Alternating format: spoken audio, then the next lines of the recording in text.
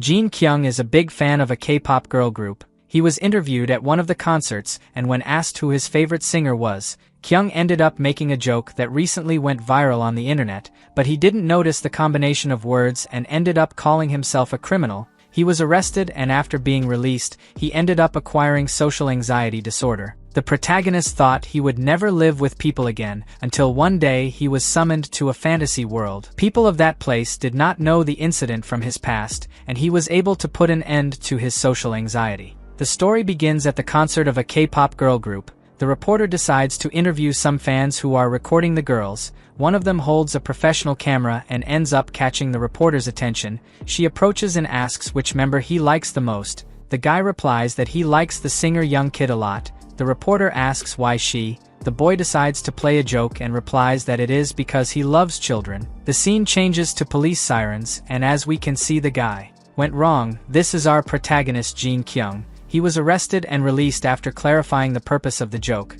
But this did not help the public at all. The day after the show, several headlines were published where it showed the protagonist's face and labeled him as a predator of children. At that moment, Kyung looks shocked at the news and the mean comments. It turns out that the guy didn't exactly want to say that he loved children. The real thing was that the protagonist wanted to copy a famous comedian who said he loved pasta, but ended up making a wrong combination between the word love and the singer's name, which is Kid, so the joke was interpreted as if he were a child predator. 3 years have passed since the incident. Kyung's mother prepares the food and tells him that she is going to work, then asks the boy to eat at least today. After that, she says goodbye and the protagonist finally leaves the room. After what happened, he doesn't even have the courage to see his own parents. The boy takes the food and goes back to the room. He watches his favorite character from a 2D game. The protagonist is another one of those game addicts and competes with the other players to see who wins the prize of the time. After the announcement, we can see that he didn't win. The boy then goes to the conversation forum and realizes that the players are talking about him. The protagonist's name in this game is only 2D. Players talk about him always being online. Someone even says that only 2D must be one of those fat otakus who live with their parents and don't pay bills.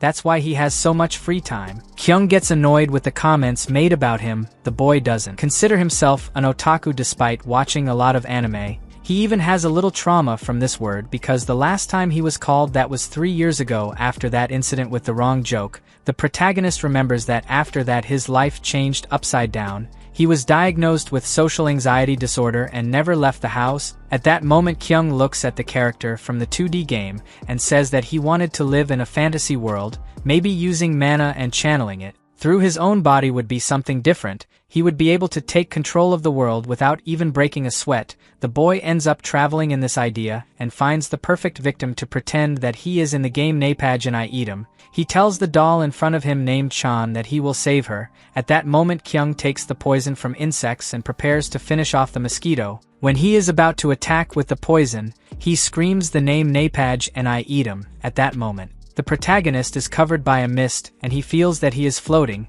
Suddenly the boy looks down and realizes that he is miles from the ground. He starts to fall, and when he gets close to the ground he lands gracefully. Suddenly a girl comes towards him and happily says that he managed to summon. Kyung doesn't understand anything. She kneels down and thanks him for answering his summoning, then asks what she should call him. The protagonist obviously tries to convince himself that that is a dream. As the girl had no answer, she decides to call him Mr. YouTuber. This is a familiar name for the protagonist, and he asks since when he is a YouTuber. But before having any answer, the girl points to something in front and asks the master to get rid of that thing. Kyung turns around little by little looking for danger. Suddenly his eyes see a giant mosquito. The protagonist points to that thing and then to himself, as if asking if the girl wanted him to defeat that. The girl shakes her head affirmatively. The protagonist realizes that he is being used. But the important thing is that he has now managed to talk to a person since the incident 3 years ago.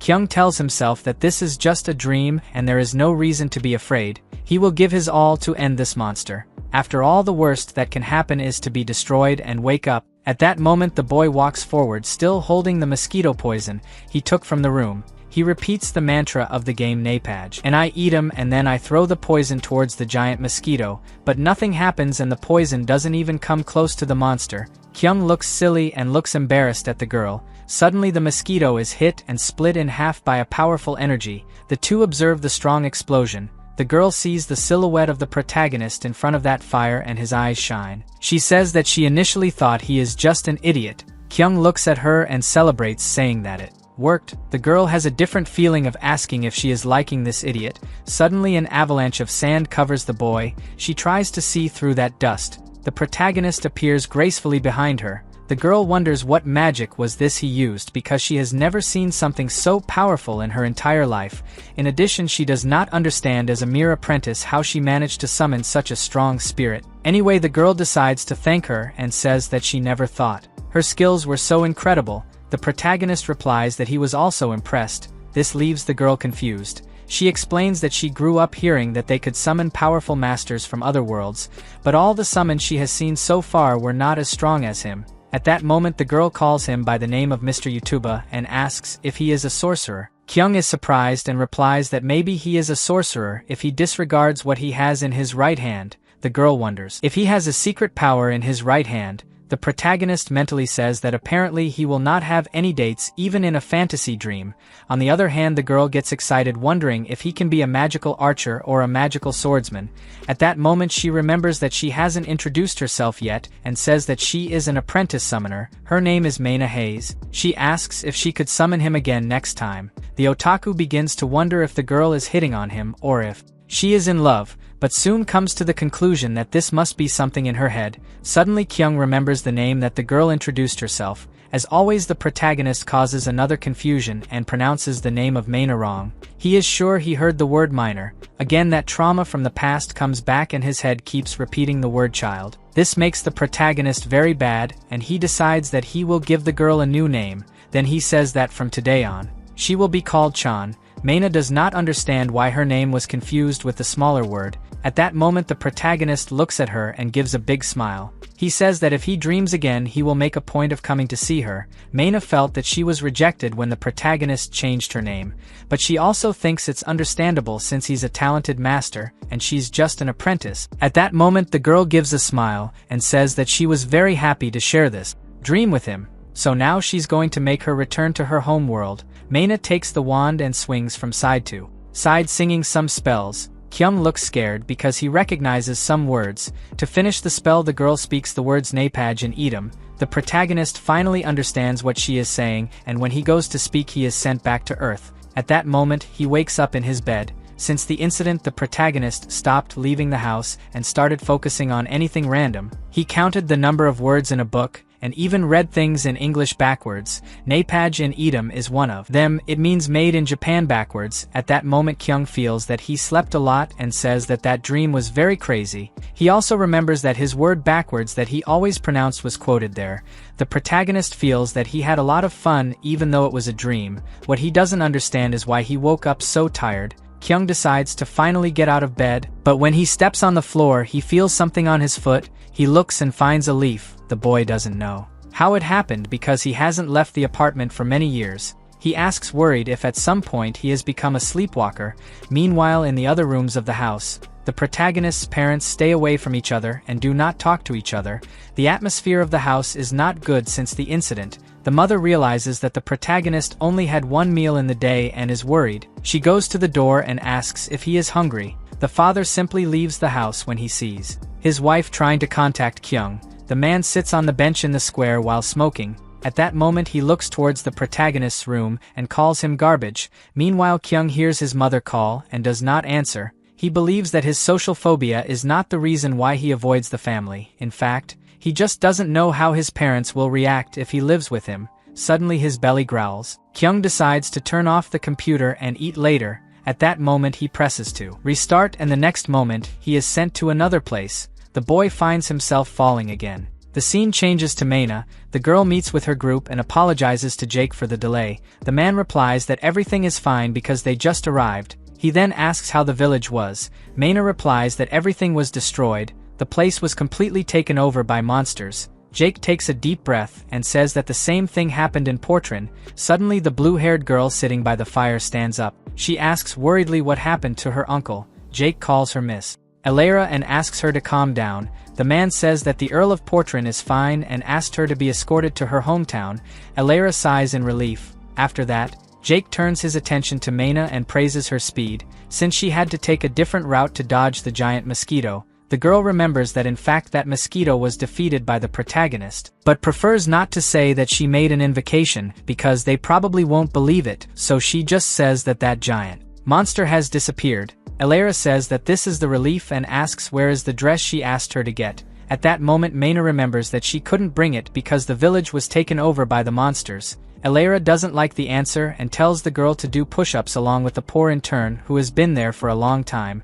Jake scolds the count's niece and says that Mena is not to blame. It would be very dangerous to enter that village. Elera recognizes this and apologizes, saying that she is sorry and that she forgot that Mena was always last in training.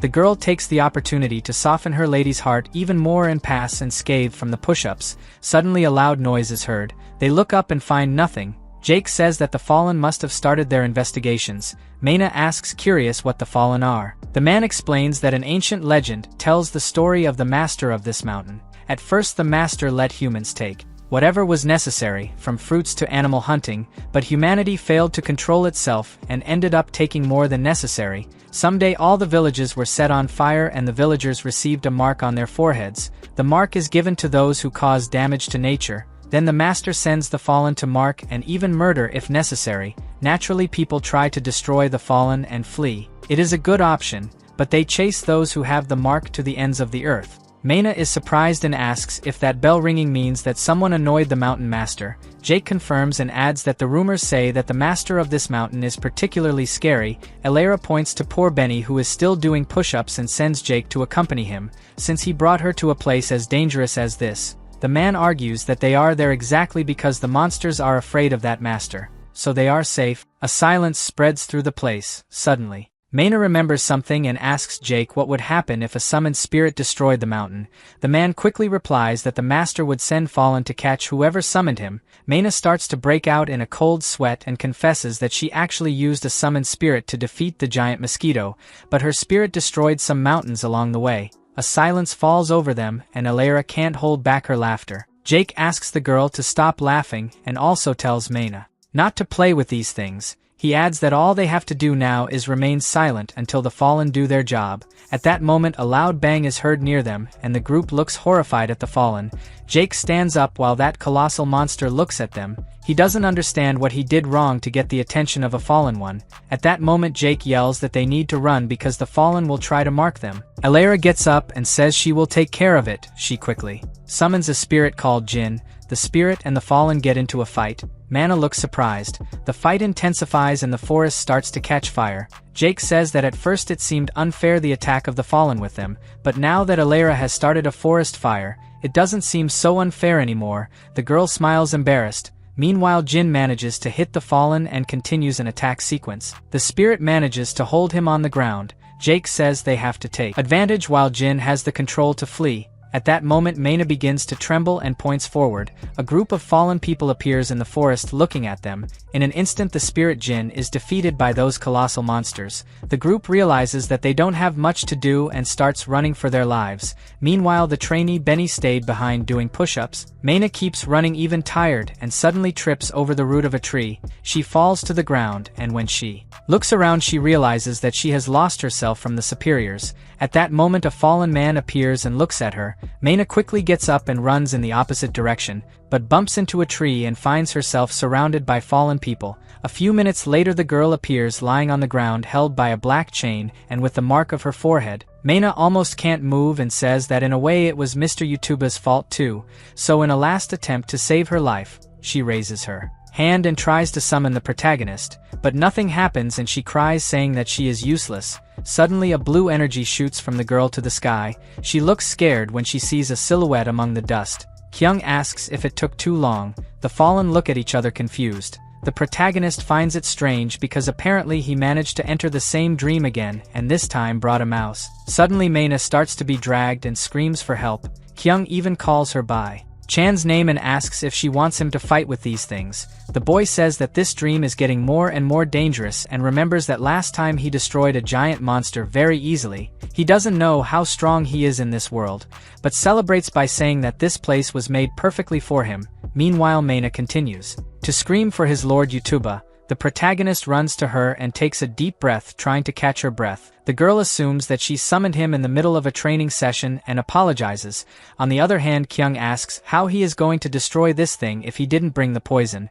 Mana doesn't understand what he's talking about and assumes it's some magic wand. At that moment, the protagonist notices the mark and asks why his forehead is on fire. The girl says that she was marked by a fallen, that's why she is weak and tied by this strange chain. Kyung replies that she can rest assured because he will black out. Suddenly the boy picks up sand and throws it in her face. Mana screams that her eyes are hurting. The protagonist changes the method and tries to erase it with slaps. She says it's better to stop because it's not working. Now she has a headache and can't even see anymore. Suddenly Kyung surprises her with a spit on her forehead. The mark is instantly erased and the chain breaks. Mana is shocked. The fallen realize that the magic has been interrupted and run to attack, but the protagonist starts spitting on them. The fallen ones get weak and disappear. Kyung asks if this is serious. He doesn't understand how he can defeat these monsters just by spitting. Meanwhile, Mana tries to wipe the saliva that the protagonist left on his face. A few seconds later, he warns that the monsters are gone.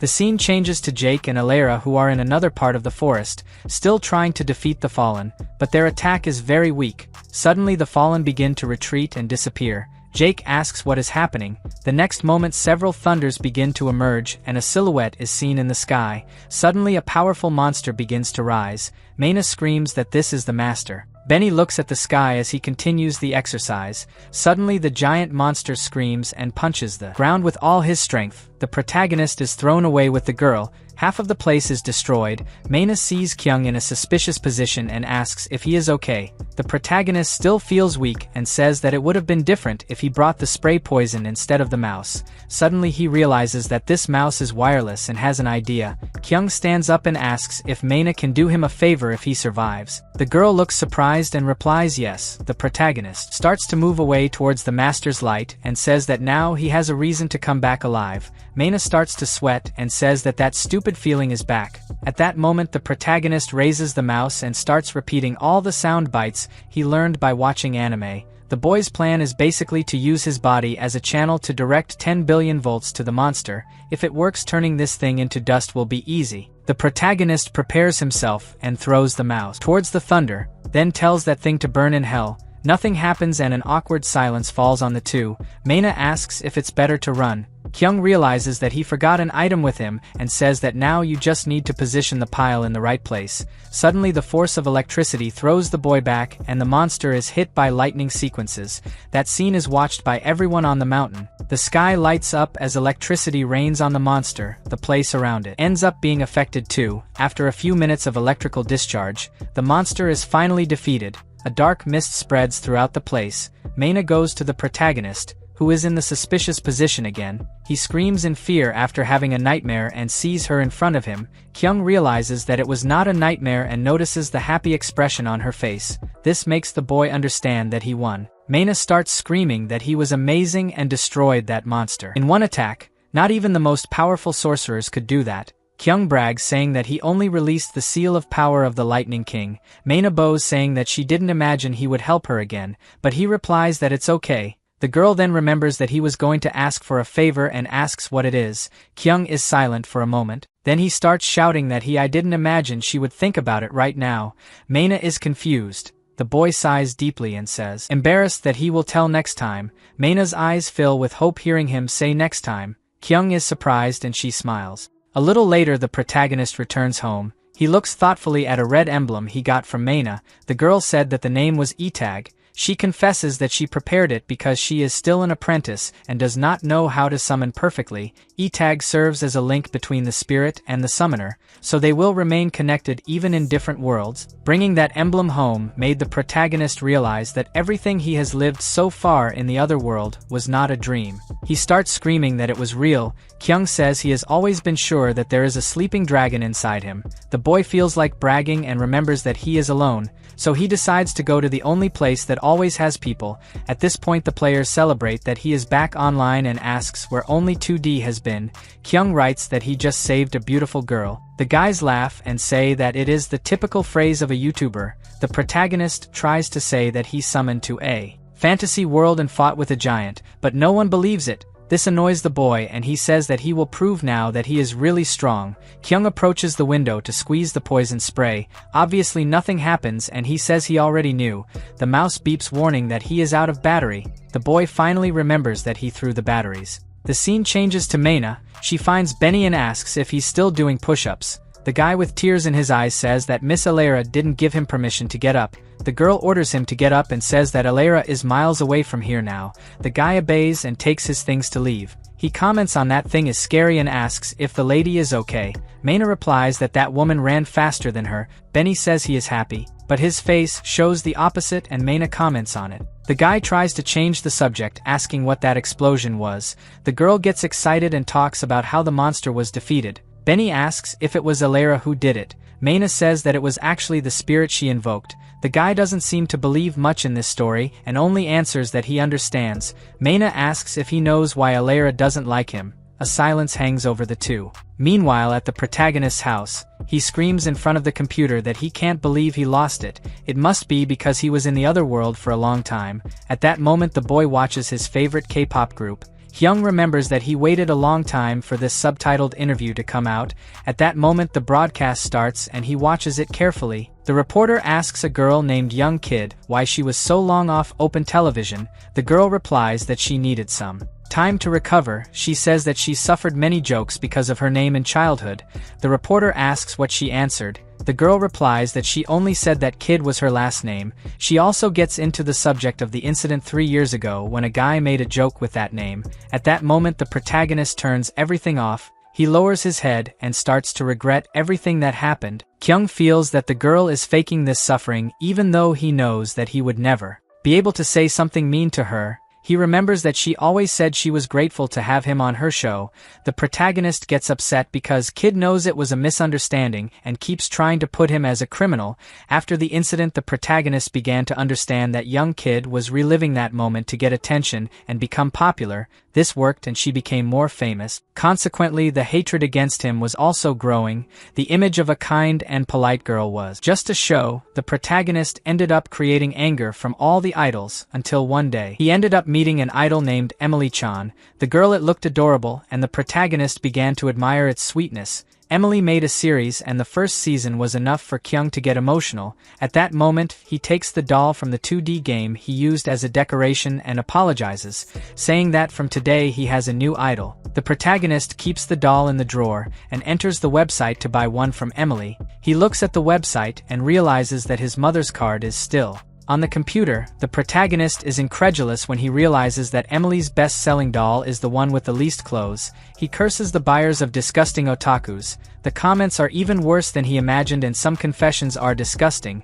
This annoys the protagonist, and he says that these people don't really love Emily. The last comment makes Kyung go crazy. He asks how there can be a human being like that. At this moment the protagonist's mother is working when she receives a notification on her cell phone. She assumes that Kyung bought something and is surprised. The customer calls her attention and the woman apologizes for being distracted. The mother continues to wonder if her son has changed and is now thinking about leaving. Back to the protagonist. He celebrates that he finally bought Emily's doll. The boy is so anxious that he spends the next few days just sleeping and going to check on the computer where the order is. He finally finishes watching the second season of Emily's series and says he can rest now. At that moment the red emblem catches his attention and he wonders if Maina is okay. Kyung tries to convince himself that he is not worried about her. It's just curiosity. Suddenly the doorbell rings and he almost falls out of fright. The protagonist runs to the door and realizes that he is the delivery man. His social phobia is still very present and he can't face the delivery man, so he only asks the man to leave the package at the door. The delivery man obeys and starts to leave. Kyung counts the time on the clock until he feels safe to pick it up. He intends to leave when there is no one in the hallway. When the boy feels safe he runs to pick up his long-awaited package. Kyung opens the door, saying that he finally overcame the barrier and is out of the house again, but what the boy didn't expect was to find a neighbor in the hallway of the building. The woman stares at him incredulously and the protagonist starts to crawl along with the package back to the apartment. He closes the door and the neighbor keeps looking. The boy runs to the room and gets excited saying that he managed to get the package. He feels very victorious and even cries. Meanwhile, Maina finally accompanies her group. After 3 days walking through the forest, Elera asks why it took so long and she replies that Benny has no sense of direction. The woman now understands why Mana was late. She looks at the poor boy and asks where he was. Benny says incredulous that she told him to do 1,000 push-ups. Elera makes a pitying expression and asks if he was there until now, then asks who told him to stop. Benny drops his backpack and begins his suffering again. A few days later, Elera and Mana arrive at the house of the Count of Portrin. Elera invites Mana to come in, but the girl desperately denies, saying that she is just a commoner. Elera reassures the girl, saying that they studied together and it is obvious that she will enter. Mana is convinced and enters the house. Inside, the Count thanks her for helping her niece destroy those monsters. Elera joins the conversation and says that Mana just ran while she defeated everything by herself. The Count just laughs and tells Mana that she can stay and work in her house if she has nowhere else to go. Here she will have food and laundry. The girl gets very excited and quickly accepts the job. A little later, the girl takes her hot shower. She also received new and clean clothes. Mana says she is surprised by the Count's generosity. She puts on the clothes she received to work and goes to the maid. The woman asks her if she can start working now, and the girl confirms, thinking that the job will be quiet. But the next moment she realizes that she was mistaken. The girl tells herself that she didn't imagine it would be so hard to get clean clothes and food. Mana approaches the experienced maid and asks why they are all wearing the same clothes. The woman starts by saying that the Count is obsessed. Soon after, she corrects herself and says that he cares a lot about cleanliness. The scene changes to the scared protagonist. He looks at Emily's doll and realizes that it is the same as in the ad. As we can see, the boy is a tremendous hypocrite. Meanwhile, Mana feels cheated. She remembers that her late parents always said that it was not to trust nobles, because as soon as they found an opportunity, they would make commoners servants. At that moment, the girl wipes the floor while apologizing to her parents for being in this situation. Back to the protagonist. He keeps looking at Emily's doll. The boy is definitely delighted. He even says that if he had money he would fill the room with it, but he is satisfied for now. Outside, the protagonist's parents have dinner alone at the table. The woman decides to tell her husband that Kyung received an order alone today. The man replies that it is the minimum and says that the only things that cannot do this are the dogs and cats. The wife is silent. She hoped that her husband would be happy with the progress of the child, but that was not what happened. After dinner, she washes the dishes while her husband goes to work. The next day, one of the maids calls Mana and tells her that she completed the task very well last time, so the Count decided to reward her with a different task. Mana is happy and asks what the task is. The maid says that lately many monsters have appeared, and that's why several servants have lost their lives. Now the Count is short of employees and urgently needs farmer servants. Thinking about it, the Count decided to lend her a land as a special favor, so Mana can pay her debt by cultivating the land and harvesting the products. Mana is surprised to hear the word debt because she knows that she has not made any debt with this man.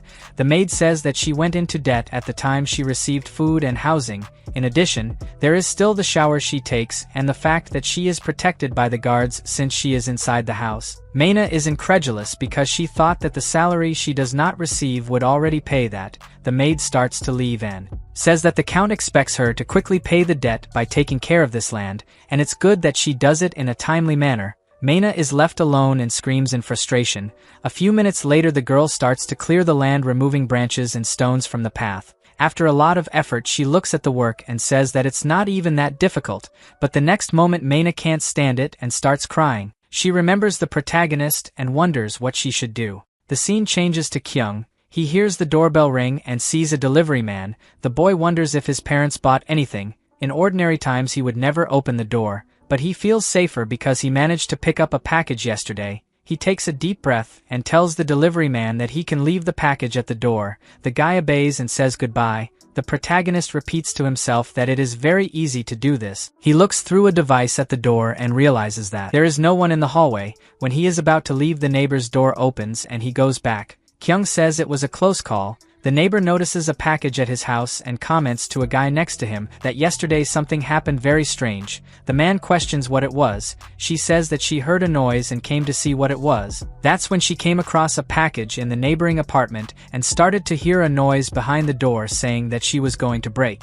the barrier, so she waited to see what was going to happen. The woman says that at that moment a guy with big hair and torn clothes left the apartment. His eyes were black as if he hadn't slept. The woman says she even thought it was a ghost. The guy starts laughing and says it must be a ghost of those men with social problems. The neighbor replies that she is not sure, but hopes to never meet that guy again. Unfortunately, the protagonist heard the whole conversation. His head goes back to the incident from 3 years ago. Kyung remembers the insults and threats he heard. He was labeled as a criminal, and since then, he has not been able to interact with people anymore. At that moment, the protagonist lies on the ground without strength. A few hours pass and his father returns home. He soon finds the package near the door. The wife gives the news that she found Kyung lying on the floor when he came home from work. He collapsed again and she thought about taking him to the hospital, but the boy refused and locked himself inside the room. The father obviously doesn't care much about the situation. The wife asks the man not to put too much pressure on his son, but he says he won't stop shopping because of someone like Kyung. After that, the man entered the room and she went back to the kitchen. On the other hand, the protagonist lay down without any reaction, covered with blankets. The scene changes to Maina. The maid delivers letters to the employees. The count keeps his gaze fixed on Maina and even makes a stupid comment saying that he made the right choice, and that the outfit made her much tastier. The head maid says goodbye saying that everyone received tasks from the count, so they must work hard. After that, Maina was sent to the field with other employees. The girl is not at all satisfied with the work she has had in the last few days. She has worked as a maid, cleaner, and now as a farmer. What makes her more angry are some tasks that she has to do at night that are very strange. On the farm there are also some men who work as guards and farmers, so Maina doesn't feel very alone. But she realized that the count has many people who do everything for him, from hunting, food, clothing, agriculture, and security. Maina feels that all this is very unfair because in the end all the workers create a debt with the count. She walks wearily and wonders if she is being made a servant. The girl even remembers that there are some men who give their lives so that the monsters do not get close to the nobleman. She starts to scream angrily, but soon calms down and says that she needs to continue the work. At that moment, Maina comes across some birds uprooting their small plants. She starts screaming, asking what they are doing with her field. The girl puts her hand on her head angrily and tells herself that she shouldn't worry so much about a damn piece of land that isn't even hers, but she knows that the debt will continue to increase if she doesn't produce what she should on these lands. Maina then takes a deep breath, determined to take control of the situation. He feels like summoning the protagonist, but thinks that summoning a djinn is enough. The girl then begins to channel the spell and summons the spirit. The next moment he disappears. Maina resorts to the second method and runs after the birds with an axe. She finally manages to keep those things away from her harvest. The girl regrets that the summoning has failed and says that maybe it's better to be a farmer anyway, since they have no talent for summoning. The scene changes to the count's house. Alara receives Jake and soon asks how her father is. The man reassures her by saying that the Duke is already at home and has found measures to deal with the monsters. The count enters the conversation and asks if they already know why the monsters are appearing so often. Jake replies that he came here exactly to give details about it. Sometime later, the count and Alara enter a meeting room to talk to a hooded man. Benny pours some tea and walks away. The count then asks the man if he was sent by Her Majesty. The guy confirms and introduces himself as a Ranian magician. Alara is surprised by the appearance of a magician. Ranian explains that in the past there were many wizards, but now that most people can summon spirits, they have been left aside for a while. The count laughs, saying who has been using magic for a long time, and asks if Ranian is from the continent of Kalidian. The wizard confirms and the count is surprised. Ranian says that it is exactly what he is thinking. It is there that the portal from the world of demons to their world. Ranian says that the count must know that the wizards of Kalidian were sent to seal the portal and prevent the demons from entering their world. Several kingdoms have sent thousands of soldiers for hundreds of years to maintain this seal. The problem is that lately the number of demons has increased and they ended up breaking the barrier to this world. The continent of Kalidian was practically destroyed, and now the demons that passed through the portal are attacking the south. The count shouts here this is impossible, and asks how the kingdoms that were neighbors of Kalidian in the north turned out. The wizard replies that the demons passed through the kingdom of Stingrays and the place became a battlefield. His Majesty sent some men to Stingrays to fight the demonic threat, and is also organizing an expedition to find out the cause of the incident in the north. Alara is surprised and Ranian asks if she was not the one who bragged about meeting several useful people for a mission of this level. The girl is embarrassed. Benny tries to defend the boss and says that everyone knows that Alara is the best summoner in the region. Suddenly the woman scolds him with a look. Benny runs to do the push-ups. The girl then takes a deep breath and replies that she knows many talented summoners for the job. then asks for time to recruit them. Meanwhile, Maina continues her hard work. She comments that the land is too large and requires more work. At that moment the girl's attention is attracted to a small shoot. She is surprised because she received the information that it would take at least 5 days for the plants to start showing leaves. Maina even cries with happiness. Suddenly she hears a noise and sees the same chickens as before. Maina already prepares the axe and starts saying that she will finish off anyone who enters her field. Suddenly the girl's expression changes and she is horrified. Unfortunately this time she would not have to deal only with small birds.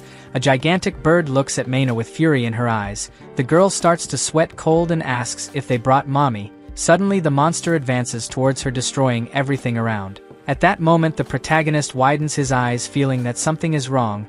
The emblem on the table begins to shine brightly and he understands what happened. Kyung feels that this time the danger is greater. But this makes the boy even happier and he jumps out of bed prepared, saying that he waited a long time for this. The protagonist is immediately teleported to the fantasy world. Maina looks up noticing a blue light. She smiles asking if it is Mr. Yutuba. Suddenly Kyung appears doing various poses in the sky. The girl is embarrassed and asks him to come down soon. The protagonist lands on the ground gracefully while the girl tries to hide. She knows that Kyung is crazy and always creates some explosions. The protagonist looks at the giant chicken and asks if this is the monster of the time. He turns to Maina about to ask something and finds her in that suspicious position. Kyung starts screaming, asking what happened and deduces that it is the monster's fault. Then he tells her not to worry because he will destroy that thing. He takes out a lighter he brought in his bag and points it at the bird. Kyung repeats some words of effect he saw in anime, but the monster doesn't wait for him to finish and runs towards him. The protagonist gets angry and yells that the chicken should let him finish. At that moment Kyung lights the lighter and throws the fire laser with all his strength towards the monster. The fire shoots out like a blade and hits the bird's head. One move is enough for Kyung to defeat the monster, but he aims the next attack at the bird's body and splits it in half. An explosion happens and several feathers fly. The protagonist watches carefully what he has done and comments that he loves this smell of fried chicken. The boy begins to feel happy and says that when he is in this world, he has a very good feeling, despite being a dangerous place. He is really happy here. Meanwhile Maina looks at his destroyed field and asks how he could cause this with a single blow. Anyway she thanks him for saving her. Kyung is surprised and says he didn't know it was her field. Maina replies that it's actually the count's. He asks surprised if she's a farmer now. Suddenly the protagonist notices the girl's uniform and is hypnotized to see it. He mentally says that she is very cute and notices every detail of the outfit. The first time she saw something like this was in anime, but in person it's much cooler. Kyung can't look away and remembers that the closest thing she saw in person was in a cosplay, but this material that Maina is wearing looks much more comfortable. She also has a unique smell that can't get out of her mind. Suddenly the protagonist falls to the ground. Looking at the girl's legs, she asks confused what is he doing. Kyung quickly gets up and says he just went to check if she wasn't injured. Maina smiles saying she's fine. Suddenly the little birds start making noise attracting their attention. Kyung makes a crazy face and asks if they also want to be fried. Maina says he sounds like a bad guy now. Suddenly something appears behind the little ones that makes the protagonist change his expression. This time the chicken is much bigger than the last one. Kyung asks incredulously if that one is a father, then starts to say that he fried his wife. The monster makes a terrifying noise. The protagonist says that everything will be fine. Maina asks if this time he can leave the field intact. Suddenly the conversation is interrupted by a few footsteps that are heard. The noise gets closer and the next moment several monsters appear near the father. That noise of the main monster was to summon the other chickens. The protagonist looks at the amount of creature and asks if Maina really wants him to be careful with the field. The girl replies that she thinks it's better for him to set everything on fire. Kyung thanks him and says that he will show the other side of his power. At that moment, he lights the lighter and nothing happens because it is empty. The protagonist looks surprised and remembers that he forgot his weapons at home. He asks the girl if he can go back to his world for a few seconds. Maina is paralyzed when she hears this. The protagonist replies that he doesn't need to. He prefers not to leave now because he didn't get enough out of that uniform, so he decides that he will solve the situation anyway. The boy throws everything from the bag on the floor looking for some item that works. He finds a mosquito coil and his eyes shine with hope. Kyung understands that this is going to be very useful. Maina screams desperately that the monsters are approaching. The protagonist now uses the last remnant of the lighter to light the coil. then lifts up towards the monsters. He feels a familiar sensation and doesn't understand why. Mana keeps screaming that the chickens are coming. Suddenly Kyung remembers where the familiar feeling came from and says that he will be able to protect Mana's field with the mosquito coil. The smoke of the poison begins to circulate and in moments spreads throughout the area. The protagonist runs through the field, and yellow lines form thanks to the poison. The monsters are destroyed by touching the lines and their bodies catch fire. Kyung keeps running while the girl stays behind. The birds are destroyed one by one. The fire spreads through all the feathers and suddenly an explosion happens. Mana looks horrified and is relieved when she sees the protagonist alive among the dust. She runs to ask if everything is okay. All the monsters were easily defeated. Kyung replies that it is okay and Mana asks what it was. He decides to simplify it because he knows she won't understand if he only says it's a mosquito coil, so he says he made a supreme defense barrier. Kyung strikes a proud pose and she asks if this barrier will protect his field. He replies that yes, at least until the coil burns out completely. After that the protagonist remembers the question he was going to ask and questions why she is a farmer now. Mana sadly replies that it happened. He asks if she is growing all this alone. She says yes. Kyung comments that it is dangerous. Mana agrees and says that lately the monsters are appearing more and more. She thought this place was safe, but apparently she was deceived. The protagonist asks where she is living because he wants to leave her at home. He quickly says that it is not because he is worried. The girl replies that she understands and begins to lead the way. She still calls him Mr. YouTuber and says that he is someone very interesting. Kyung asks why she thinks so. Mana replies that normally the summoned spirit have a lot of difficulty staying in their world. For this to happen the summoner has to have an absurd strength. But for some reason the protagonist manages to stay there as long as he wants, even if he doesn't have the strength, so she gets worried and asks if it's okay for him to stay there. Kyung replies that everything is fine and brags saying that he is not like those useless spirits she is used to. Mana looks at him and then looks away. Meanwhile the protagonist continues to brag. Suddenly he realizes that the girl has been silent and asks if there is anything bothering her. Mana asks awkwardly if he thinks it is a waste of time to work on something you have no talent for. The protagonist is silent and she starts to say that someone like him might not understand this. The protagonist interrupts her and scratches his chin thoughtfully. He says that maybe it's a waste of time. It's usually hard to do something when you have talent he prefers not to waste time with. Something he knows is not good. Mana gets teary-eyed when she hears this. The protagonist keeps saying that people always find a way to say that they gave their best or that they deserve more, as if they were the main character of some story. There are people who are even able to say that someone is strange. The girl doesn't understand why Kyung is going that way and asks what he wants to say. The protagonist disguises it because he ended up talking too much when remembering what happened to the neighbor. He says that this is just his imagination. She lowers her head saying that she understands. This conversation makes the girl come to the conclusion that in the end she is not undecided between being a summoner or a maid. Suddenly the protagonist interrupts her thoughts, remembering that some time ago the girl promised that she would fulfill a wish from him. Mana is startled by the unexpected conversation. He then hands her a bag and says he brought her something to be safe. The only thing the girl has to do is put it on at least once. At that moment Mana goes behind a rock and the protagonist closes his eyes. Suddenly the girl screams, holding a pair of panties and a bra. She says that this is very embarrassing and asks why he brought something like this to her. Kyung replies that it is a costume of her favorite character named Emily. He asks her to wear it and says that he is covering her eyes. It will only open when she is already dressed. Mana looks like she is about to explode with embarrassment. She holds that underwear while shaking. The girl definitely didn't expect him to want to see her wearing that. Kyung justifies his action by saying that he's not trying to take advantage of her. In fact, he just wants to make sure she's protected. Suddenly the boy is transported back to the room and doesn't notice. He still thinks that Mana is listening and says that he is in love with the maid uniform, but he thinks that would be better. The minutes pass, and the protagonist feels safe to open his eyes. But as soon as he does that he realizes that he has returned home and screams for Mana. Meanwhile the girl in another world apologizes for sending him back home. She just thought it would be too embarrassing to wear those things for him. A few days later, the protagonist spends some time in front of the computer wondering if he did something wrong. He then starts screaming saying that he just wanted to see Mana in a bikini. The boy is sure she would look very beautiful and doesn't understand why he was expelled from his world. At that moment the mother outside hears Kyung's screams. The woman is surprised, wondering if her son has already improved. She thought he would be depressed for a few days. but it seems she was wrong. Meanwhile, the protagonist is thoughtful about his actions. He wonders if he went over the limit asking her to wear that outfit. Kyung remembers that he never had the courage to approach a girl before and decides to learn more about it so as not to make any mistakes. He then does a search on the internet asking if girls like to receive underwear.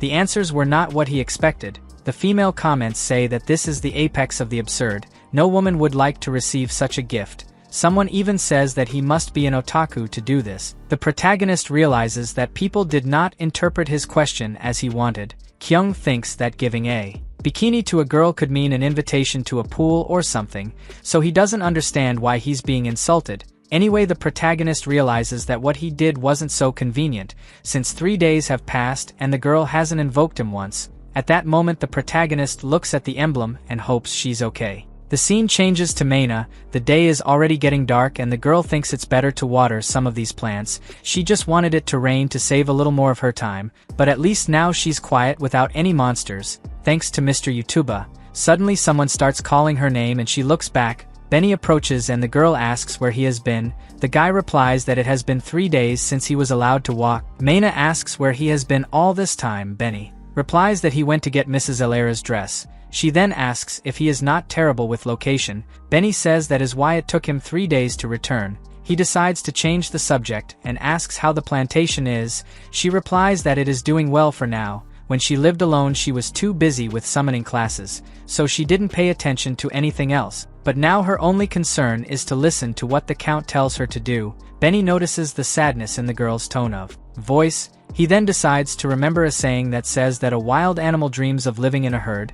Maina looks shocked when compared to a wild animal. Benny says that cattle, for example, don't need to worry about predators or food. Sometimes people want to be ruled by someone just like cattle. Maina begins to understand what he is saying. Benny explains that people who submit to this try to convince themselves that it is okay to be exploited, but in the end they will realize that the price of this is their freedom. At that moment he looks at him and gives a big smile, saying that he wanted to be someone free. Maina lowers her head. Benny says that she is a free citizen and can still summon spirits, then advises the girl to leave. If she uses her own talent she can even become a noble. At that moment Maina interrupts him saying no. She sadly says that she has no talent, but Benny asks if she was not the one who summoned a spirit that defeated that titan. Maina replies that she can only summon a single spirit and was lucky that he was strong. The guy asks if it's not better to have a strong spirit than several weak ones. She replies that it's not quite like that. If a strong spirit takes a lot of damage while fighting, it will have to return to the world it came from and no longer responds to the summons. On the other hand, lower level spirits can be summoned again. The stronger ones are more likely to be a single entity. Benny starts to get drunk with so much information. The girl then sums it up by saying that hiring a farmer is easy because there are countless farmers, but there is only one per province. Benny finally understands. The girl says that this is exactly the problem with being able to make only one summoning. She will be unprotected if she can't call Mr. YouTuber. The guy thinks this name is strange. The girl keeps saying that this is why she will give up. Benny begins to agree that she can't. Maina says that he should try to comfort instead of agreeing. Some time later, the Ranian magician returns to Alera's house and asks where the summoners are. The girl makes up an excuse saying that she hasn't recruited anyone yet because she can't send anyone to this dangerous mission.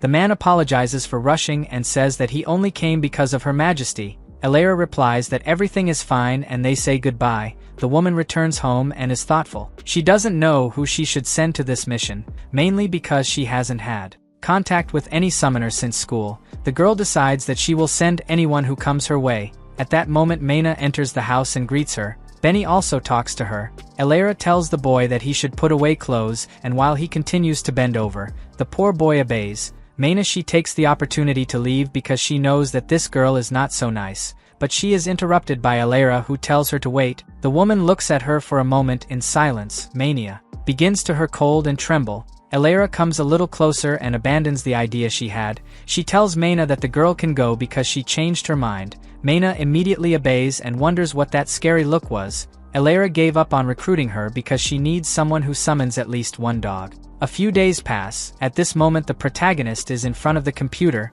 again remembering what happened between him and Maina. It seems that the guy could not get over that event. suddenly his attention is drawn to the chat of the live broadcast of Idol Emily. The comments are from some men praising the girl's body, and especially her melons. Kyung feels uncomfortable because the guys are not there for Emily, but to see her body. The protagonist is also bothered because he is not able to watch the new episodes. The only thing that is going through his mind is what happened between him and Mania. He finally focuses on watching a little of the broadcast and realizes that Emily is different. The girl reveals to her friend that she is thinking of giving up her career of being a singer. This is because her friends say that she is not that good and is not qualified. Her dances do not seem to cheer them up, or the music. The friend questions if her fans did not like the broadcast. Emily replies that the fans only made positive comments. The friend then says that this is what matters. This means that Emily is qualified. This conversation catches the protagonist's attention, and he remembers the question that Maina asked him at that time. She asked him if he thought it was a waste of time to work on something that has no talent. Only now Kyung sees the mistake he made, since at that time he said that the best thing would be to give up if it wasn't good enough. The protagonist remembers Maina's smile when she managed to summon him for the first time. She screamed very happily that she had succeeded. Now he thinks he's an idiot for hurting her feelings. Kyung tells himself that he didn't realize what he had done because he always lived with those garbage on the internet, so she never thought much about someone else's feelings. Suddenly the protagonist screams out loud that because of her mistake she didn't wear that bikini. At that moment Maina feels a shiver down her spine. The girl faces the underwear she received from the protagonist and says that she never thought such a small size could exist. She puts it on top of the clothes she is wearing to sleep and realizes that she will never really be able to wear that, so she puts on a coat and decides to burn her bikini. At that moment Maina walks around the house using a candle to lighten the environment. She finally arrives outside and begins to feel bad for to be doing this with the gift she received from Lord YouTuber, but she thinks he will understand. At that moment a flash catches her attention.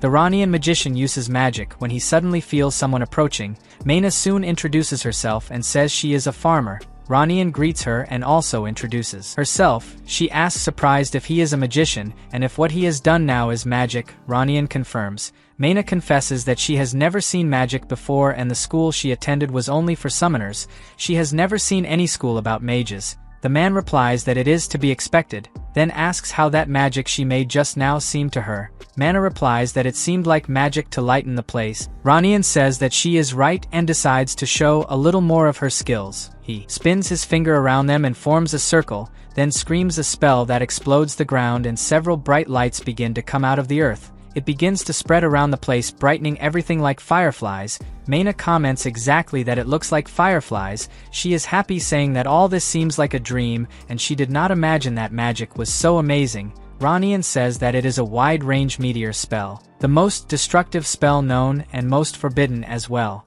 It can only be used in battles. Maina is surprised and asks why he is using this spell out there. The wizard calmly replies that he managed to make the spell fail. Maina questions what would have happened if the spell had worked. He replies that some mountains would be blown up. She asks why he is so calm. Ranian replies that it is because he is a high-ranking mage. Mana still seems a little skeptical. The mage explains that there are currently 3 stages to magic. First the incantation, then concentration, and finally the catalyst of all magic. At this moment Ranian creates some flames in his hand and says that for a mage to exist, it is necessary to have mana. If that doesn't happen he is useless. The man adds that this magic he is using now is called a ball of fire. Maina asks if the fact that there are fewer mages nowadays is because mana is running out. Ranian confirms her question and says that this is why there are more summoners nowadays. The summoned spirits also use the mana of the world they came from. In the same way when demons use magic, they also use the mana of their homeworld.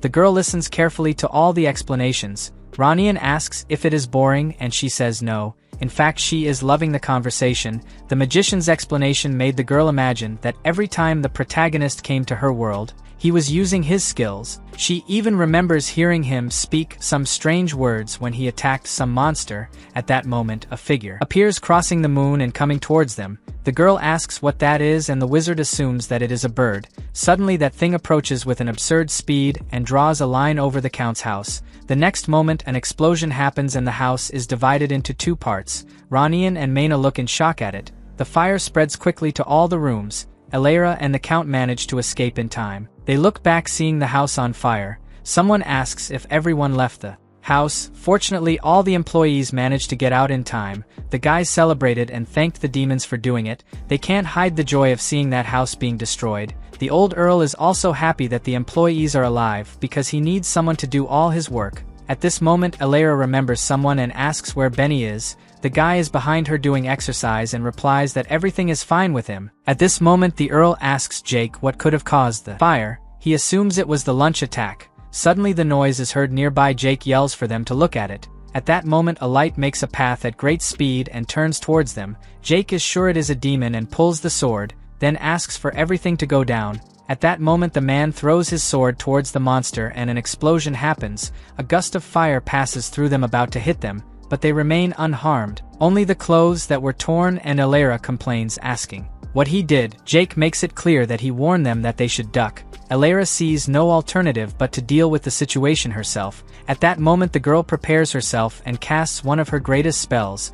A high-ranking spirit is summoned. Alara orders the ruler of the storms of Callidian to lend her strength. The spirit obeys her command and goes towards the monster. A strong battle ensues and mere mortals watch it as if it were an action movie scene. Jake praises Alara for her incredible summoning. On the other hand, Benny knows that she only did it to save her own skin. The girl tries to catch her breath and hopes that the fight will end soon because she can't maintain a high-level spirit like this for long. Some noises are heard and the monster gets weaker and weaker. It tries to get up with very slow movements. This is joy for Alara and she feels ready to make a new attack. At that moment, Maina arrives with the magician and asks if her lady is okay. Alara looks suspiciously, feeling that she was caught red-handed. It turns out that from the beginning she was trying to hide her powers from the wizard Ronian, thinking about not being called to the mission. At that moment, Maina asks if that spirit is her mistress's. Alara tries to hide her abilities by saying that this spirit is not hers. Maina says that maybe she was mistaken. Benny remains doing his exercises and mentally asks Maina not to believe Alara's lie.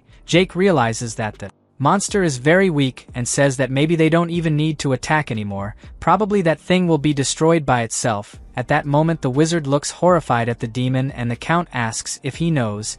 Ronian wonders aloud if that monster is the guide of the scream. Suddenly the monster manages to reach the sky, but in the next moment he explodes. Alara is happy, saying that this thing has finally been destroyed. On the other hand, Ronian still has that expression of concern. He tells that some nobles sold their souls to the demons when the north was being invaded. This gave more strength to the monsters. Gria was the name of a very powerful demon that attacked one of his bases. After that day he became a colossal demon. At that moment the monster's explosion begins to descend like a meteor. Alara comments that this monster is too weak to be a colossal. Jake and the count share the same opinion as the girl and think that the wizard is exaggerating, but Ronian stands firm and says that the one they destroyed was just the guide soldier. It was not the real Gria. At that moment a rift begins to open in the sky and the wizard says that that is the Gria of the Wandering Blade. Suddenly a giant colossal monster comes out of the rift and begins to breathe fire. It hovers in the air looking for some sign of life on Earth. At the slightest movement the monster spits its fire. Everyone who was near the place that was hit was thrown away. The trees are uprooted from the ground and the plants are burned. Jake checks if everyone is okay. He soon realizes that not only the count's house was burned but all the other houses and farms were too. Maina screams desperately that her field was ruined, while Alara laments that her dress was burned. On the other hand, the count despairs when he realizes that he has lost all the maids' uniforms. The wizard says that it is not time to cry for futile things. They must run before the monster notices them. At that moment Jake grabs the count and starts to run. Alara follows behind and Benny asks if he can run too. The woman orders him to run on all fours. The guy obeys and starts running like a dog. His speed surpasses the girl's. At that moment Maina looks back and the monster's eye shines. She realizes that she has been noticed. The creature immediately prepares the fire capable of destroying several cities and spits in her direction. Maina knows that she has no way to dodge and prepares for the worst. The others also notice a light coming from behind and stop to see what it is. At that moment Maina is hit, but by some miracle a barrier covers her and everyone who is nearby. The fire reaches the barrier and is diverted to the other side. Everyone is unharmed and no one understands what happened. At that moment Maina comes across the bikini that the protagonist gave floating. It turns out that in the hour of desperation she ended up running with the bikini bag. Now it is exposed, forming a barrier. Alara looks in awe and asks how she did it. It is definitely a very powerful item. Maina replies that she actually got it from the spirit she invoked. Elera is surprised because she did not imagine that the girl could summon. At this moment the protagonist is locked in his room, still thinking about all the mistakes he made. Kyung holds an energy soda in his hand and starts banging his head on the keyboard. He doesn't understand how he can't forget this, but he needs a way to sleep. A few minutes later the protagonist finally falls asleep, and when this happens he is summoned to the fantasy world. At that moment the boy falls to the ground and remains asleep. Benny soon asks if this guy is not someone ordinary. Elera also thinks that Kyung is nothing more than a human. At this moment Jake warns that they need to find a way to escape. The monster keeps launching its attacks looking for them. Elera angrily asks how this thing came to the south. The wizard replies that Gria is a demon that appears anywhere that poses a threat to the monsters. Elera replies that this is useless because they have never shown any threat to the monsters. At that moment everyone looks at her with a little suspicion. The girl then admits that she really is a threat, but it wasn't meant to. Elera feels that everyone in that place is expecting some attitude from her. She grits her teeth and tells Maina to do something with this useless spirit. The girl obeys and goes to the protagonist. She starts trying to wake him up with all the patience in the world. Kyung wakes up and asks what was the moment she summoned him. He realizes that he is surrounded and asks if these people are his friends. Suddenly his eyes fall on Elera, but it's not exactly what you're thinking. At that moment the protagonist has the worst vision of his life. The count appears wearing Maina's bikini. Kyung starts screaming here. This is violence to his eyes. He said that everything went wrong, and that ruining his plans, that is the worst offense anyone can do. Maina tries to explain that they gave a bikini to the count because he was the most important person in the province, so they did it to try to protect him. Protagonist screams that this outfit only protects women. Elera quickly orders Jake to take his uncle away while he still has time. The man obeys and covers the fat man. Maina feels that she will be fired after these words from the protagonist. Her life was practically ruined, but now the only thing she hopes for is to get out of this story alive. Maina looks at Kyung and says that she has a request to make, but the protagonist keeps rolling on the floor incredulous at what he saw. The girl realizes that she will not succeed and kneels before Elera. She asks her lady for forgiveness for being incompetent, then says that now the most powerful summoner in the region needs to do something. The girl's words catch the magician's attention. Elera begins to boil with anger and Maina wonders if she said something wrong. At that moment the magician screams, asking how Elera could hide it. She could have saved thousands of lives if she wanted, but she chose to hide and ignore all requests for help. The girl replies that she is really the best summoner, but she doesn't care. Everyone looks at her, seeing the coldness in her words. Elera says that if she goes north she will have no one to govern her land. She refers to them as commoners and says that people like them can't survive without having nobles to give orders to. The woman also blames the wizard for not protecting the north enough and losing her continent to the monsters. She starts insulting everyone around her of useless and talentless people who can't do their own work properly. Elera ends by saying that she will not risk her life for any of these useless people. Maina starts to cry and hits her head on the floor several times, begging the woman to forgive her. She confesses that she is useless and incompetent and apologizes for all the problems she caused.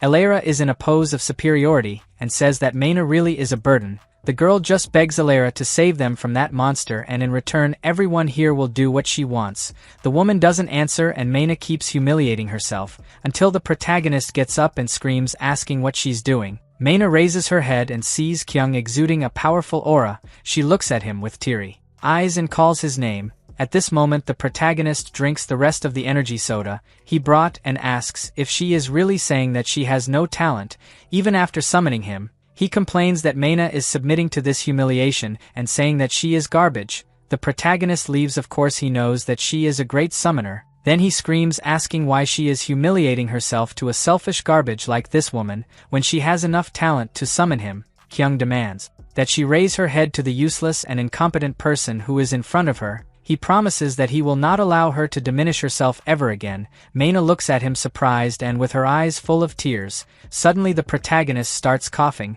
Everyone looks at him. At that moment Kyung starts vomiting the energetic soda he drank. People don't understand anything and move away. The vomit ends up creating a whirlpool full of energy and Kyung starts to fly into the sky. At that moment the colossal monster notices the sign of life and looks for them.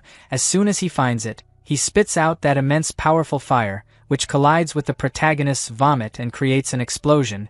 The monster is pushed back, its own fire splits and retreats towards him. The demon is smart and manages to dodge his own attack. Elera is surprised along with the wizard. She never thought that there could be such a powerful spirit. Meanwhile, the protagonist remains in the sky. Surrounded by his own powerful energy, he directs all that power to the monster, which begins to run desperately and takes the greatest distance possible, but even so he is hit. The demon remains intact in place and begins to spit several spheres of fire everywhere. Kyung holds all those spheres close to his body and the next moment counterattacks with them. The monster receives its own spheres of fire in its body and begins to burn. It cannot dodge the rain of fire and spreads its wings so as not to be hit at any point vital. That's when the protagonist finds the opening he needed. He aims at the monster's eye and flies towards it. In moments, Kyung approaches and hits a precise punch, powerful enough for the monster to feel the impact and lose all strength. It begins to plummet from above towards the ground. The fall of Gria causes the biggest collapse that province has ever received. The flash can be seen from everywhere in the country. On the other hand, the protagonist also exceeds his power of strength and begins to plummet. Maina runs worried and sees her body slowly landing on the ground. Kyung gives a smile and confuses the girl's name, calling her Emily and asking her not to cry. Elera and Ranian also go to him. The wizard says he is sure that this guy is the one who will save the world. Elera confesses that she thought he was just an ordinary idiot. On the other hand, Maina says that she always believed he was special, despite making her embarrassed with his stupid ideas.